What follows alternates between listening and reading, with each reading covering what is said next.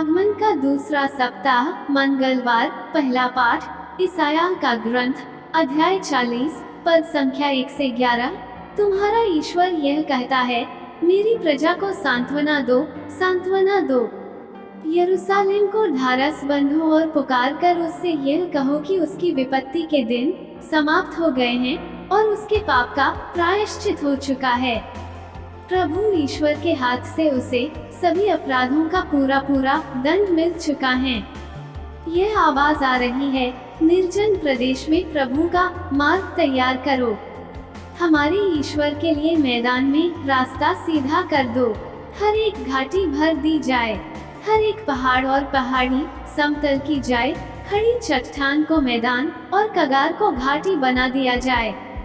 तब प्रभु ईश्वर की महिमा प्रकट हो जाएगी और सब शरीरधारी उसे देखेंगे, क्योंकि प्रभु ने ऐसा ही कहा है। मुझे एक वाणी यह कहते हुए सुनाई पड़ी, पुकार कर सुनाओ। और मैंने यह कहा, मैं क्या सुनाऊं?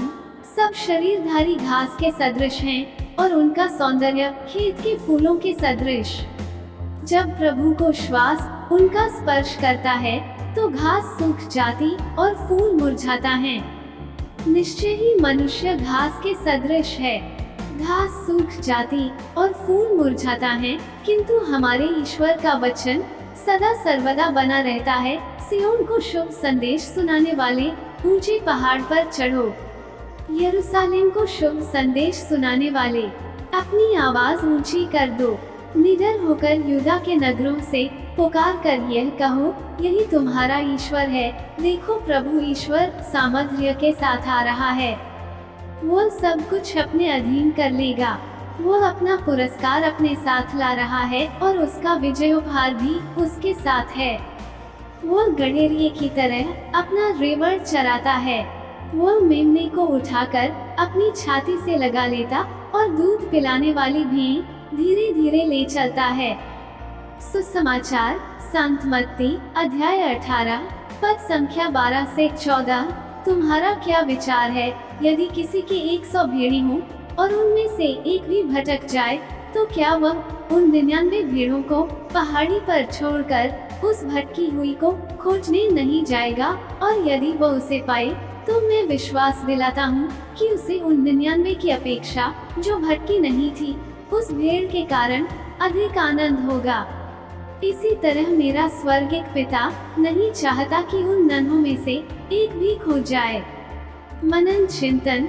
हमारे पाप और अज्ञानता हमें ईश्वर के असीम प्रेम से दूर कर देते हैं।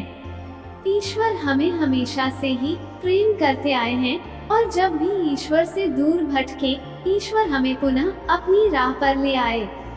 उन्होंने अनेक संदेश वाहकों को भेजा ताकि हम उससे हमेशा के लिए दूर न हो जाएं।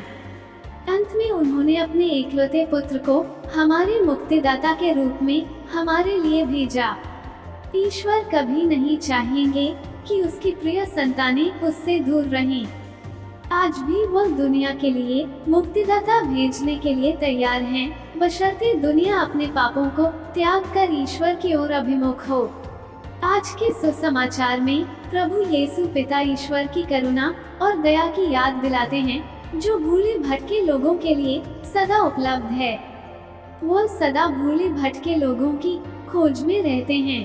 भूले भटके और पापियों को वापस सही राह पर लाने में ईश्वर को आनंद आता है।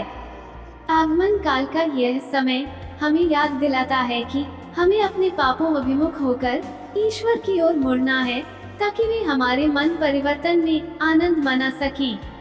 वो हमारे लिए मुक्तिदाता भेजेंगे, जो हमें हमारे पापों से मुक्त करेगा। क्या हम ईश्वर की आवाज सुनने के लिए तैयार हैं और उनकी ओर मुड़ने के लिए तत्पर हैं? आमीन।